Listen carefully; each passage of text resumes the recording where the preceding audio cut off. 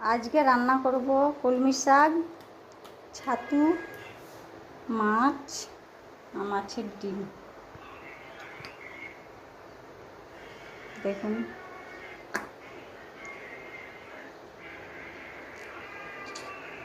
আমার রান্না হয়ে গেছে। ভাত, মাছ, এটা মাছের ডিমের বড়া, এটা মাছ আলাদা করে কম তেল মশলা দিয়ে করেছি। এটা ছাতু রান্না, দেখুন। এটা কলমি শাক ভাজা, দেখুন। এদিকে খেতে দিয়ে দিয়েছি, দেখুন খাচ্ছে এরা।